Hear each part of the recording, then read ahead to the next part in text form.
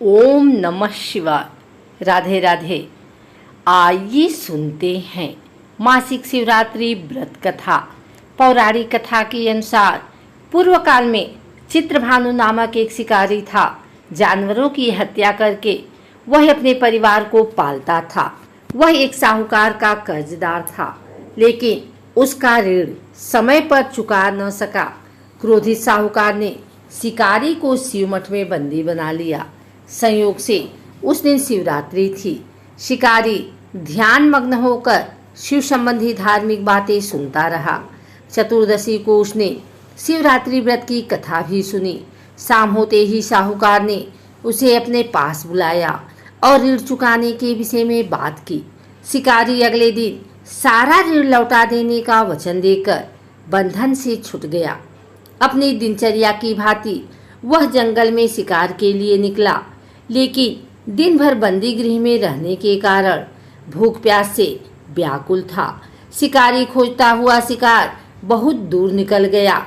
जब अंधकार हो गया तो उसने विचार किया कि रात जंगल में ही बितानी पड़ेगी।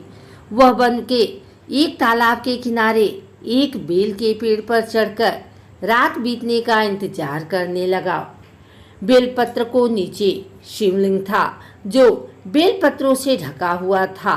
शिकारी को उसका पता न चला। पड़ाव बनाते समय उसने जो टहनियाँ तोड़ी वे संयोग से शिवलिंग पर गिरती चली गई।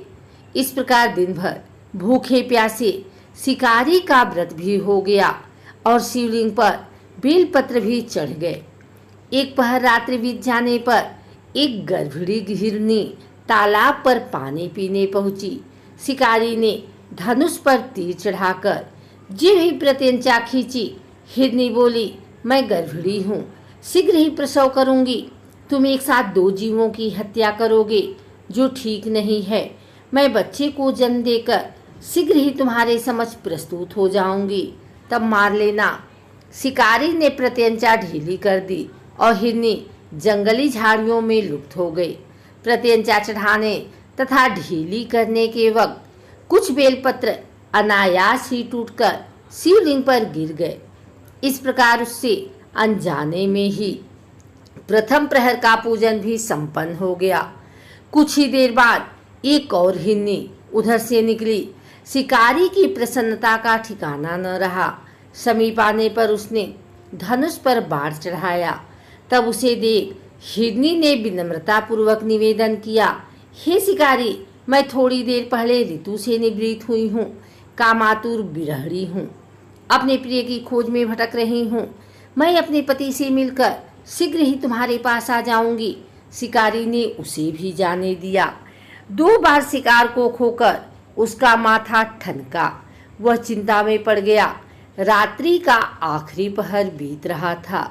इस बार भी धनुष से लगकर कुछ बेलपत्र शिवलिंग पर जा गिरे तथा दूसरे प्रहर की पूजन भी संपन्न हो गई। तभी एक अन्य हिरनी अपने बच्चों के साथ उधर से निकली। शिकारी के लिए यह स्वर्णिम अवसर था। उसने धनुष पर तीर चढ़ाने में देर न लगाई। वह तीर छोड़ने ही वाला था कि हिरनी बोली, हे शिकारी, मैं इन बच्चों को इनके पिता के हवाले करके लौट आऊंगी। इस समय मुझे मत मारो। शिकारी हंसा और बोला, सामने आए शिकार को छोड़ दूं, मैं ऐसा मूर्ख नहीं। इससे पहले मैं 2 बार अपना शिकार खो चुका हूँ। मेरे बच्चे भूखे प्यास से व्यग्र हो रहे होंगे। उत्तर में हिरनी ने फिर कहा, जैसे तुम्हें अपने बच्चों की ममता सता रही है, ठीक वैसे ही मुझे भी। हे शिकारी, मेरा विश्वास करो, मैं इन्हें इनके पिता के पास छोड़कर तुरंत लौटने की प्रतिज्ञा करती हूँ। हिरनी का दुख भरा स्वर सुनकर शिकारी को उस पर दया आ गई। उसने उस मृगी को भी जाने दिया। शिकार के अभाव में तथा भूख प्यास से व्याकुल शिकारी अनजाने में ही बेल वृक्ष पर बैठा बेल पत्र तोड़ तोड़ कर नीचे फेंकता जा रहा था। पाँव फटने को हुई तो एक हृष्ट पुष्ट मृग उसी रास्ते पर आया। शिकारी ने सोचा कि इसका शिकार वह अवश्य करेगा।